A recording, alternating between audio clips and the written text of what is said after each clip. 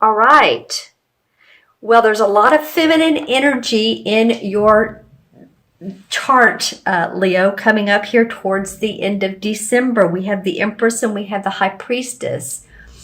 And to me, both of these cards represent feminine energy. Of course, the Empress is the archetypal mother figure. She's getting ready to have birth, either birth of a baby or birth of a new idea. So if that's you, if you are pregnant or you're someone important to you is pregnant, that might be coming up in the second half of December towards Christmas. Wouldn't that be fun? A Christmas baby or Happy New Year's baby.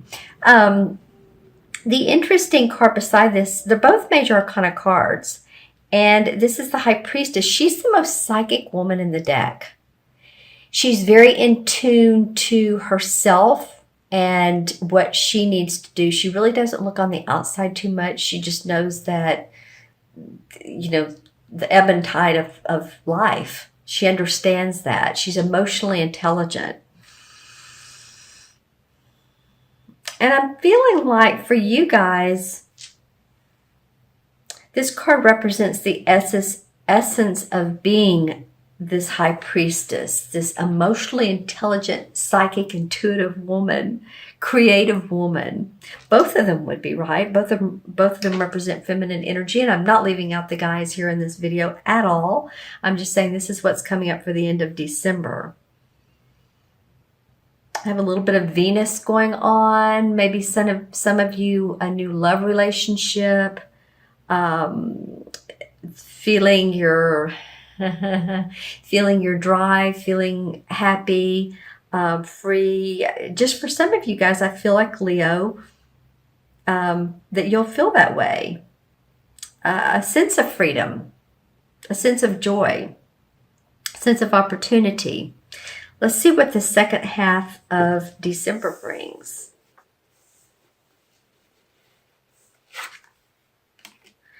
Well, now we have the men. Well, no, we have one woman, sorry. We have the King of Cups, which is usually a Pisces, Cancer, or Scorpio water sign, sun, moon, or rising. Then we have the Queen of Swords. Lots of people energy, let's just say that. The swords represent the air signs, Libra, Gemini, or Aquarius. So we have the King of one, which could also be a woman, and then we have the Queen of another, which could also be a man.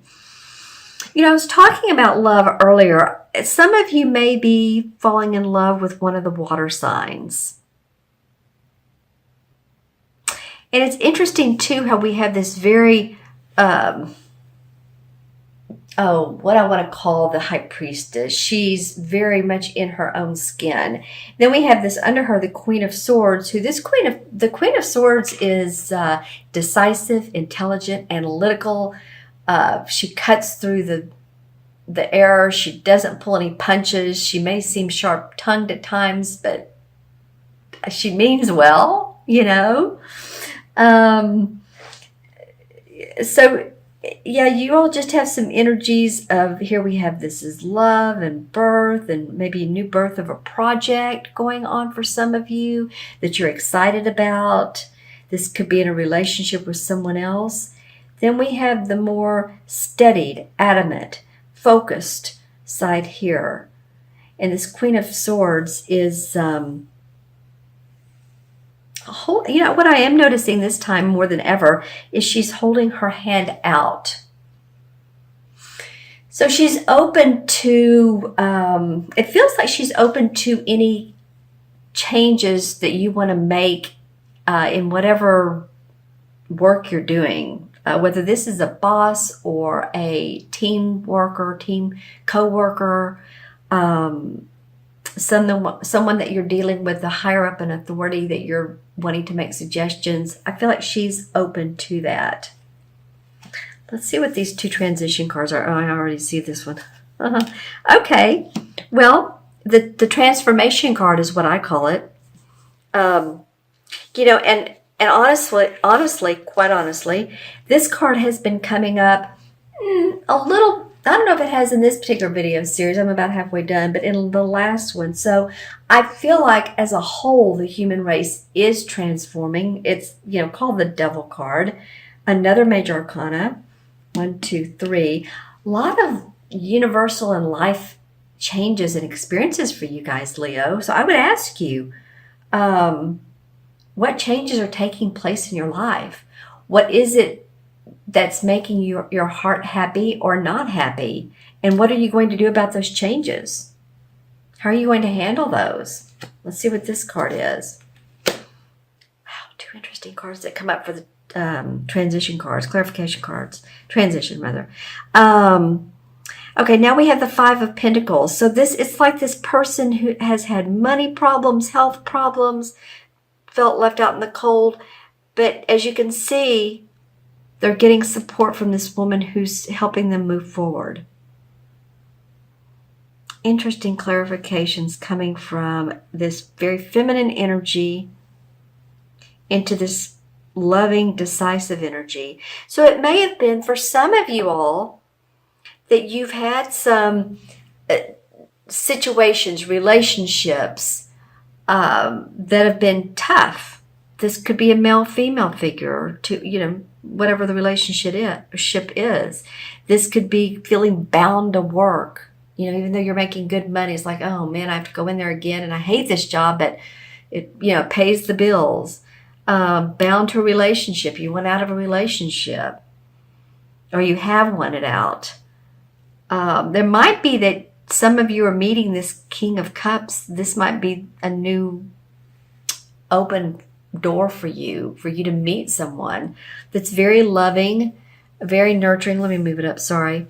I hope you all have been able to see this. I'm looking down at the cards. Here's the King of Cups. Very loving, nurturing. This could also represent a doctor or a healer, someone of that nature. And so it may be that if any of you all have had health problems, that you've gotten help from this. This might be a doctor or healer. Reiki, chiropractic, acupuncture, any type of holistic or medicine person. And maybe this, it could be that you are just becoming more clear-headed with this Queen of Swords. This could be you, especially if it's your rising or moon sign. Because she's a clear-headed woman. And so is this, so is the High Priestess. All right, so let's take a look in the crystal and see what's up for Leo for mid-December through mid-January. What's up for Leo? For some of the signs, it's been very clear, and for others, it's the visuals have been very clear. For others, the whole crystal has been clear, and the visuals haven't been as pronounced. And that's sort of what it's like with you, Leo. Let's see what am I getting here. Well, I am seeing a visual of shattered glass, and below that is a rainbow of colors. So, that might mean a couple things. Yes, it could mean that you shatter some glass, you break some glass, you might be a sliding glass door. Hopefully not. Be careful. Be careful in the car. But, it might be also, sometimes when I see the shattered glass, it could be a breakthrough. Think about that. What are you breaking through? Are you breaking through your spirituality, your relationships, your career, new momentum? That might be for some of you. Let's see if there's anything else for Leo. I see some of you purchasing a new home. And excited about it. Some of you will have landscaping to do, and I don't think this is the time of year that you do that, depending on where you are in the world. But it will be coming up, and some of you will be purchasing homes that it's like your comfort zone. You're excited about it. It's new. It's something you've wanted for a long time. It's not necessarily huge. It's just a nice, comfortable home. For some of you, it may feel like your mansion. For others of you, it may feel like a tiny home. I'm just saying that's coming up for some Leos. Let me see if I can get any chakra colors for Leo. Well, the first and the seventh.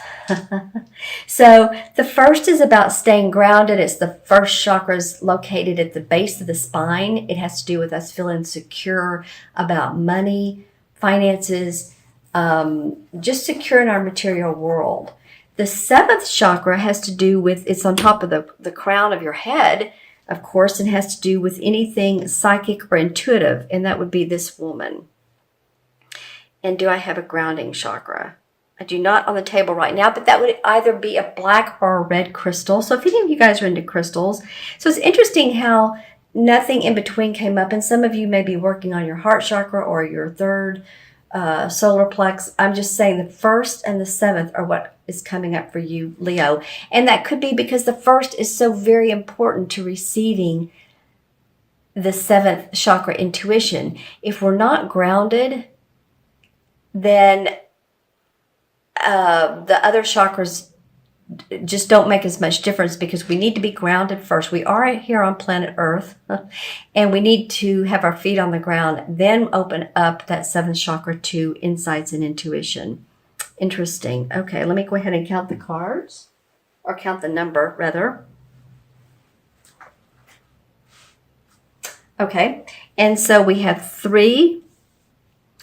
Both of these, this is 3 and this is the second one of the major arcanas. 3 and 2 is 5. And then we have 15, so that's 20, 21, 26, 27. 2 and 7 is 9. And 9 in numerology is all about completion, endings, and being okay with that and seeing that these endings are for the best, for your total divine transformation. And that's, I'm sorry, I don't mean to talk away from the camera. That's possibly what this particular card here means, that you're coming out of the abyss feeling, possibly, and going into a new transformation. And the 9 card of the major arcana is the Hermit card. And the Hermit card comes up when we need to look at our own path. You know, it's the card, if you remember, it's the wise guy with the long beard, and he's holding the lantern. It's at night, and he's looking for a clear path. He could be a college professor. He could be a teacher, a wise person, like I said, a therapist, a counselor. You know, that kind of came up a little bit here. So if any of you guys are a therapist or a counselor, or you do... or if you're a professor, any of that type of work, it could mean you, or it could mean that you're seeking that type of wisdom.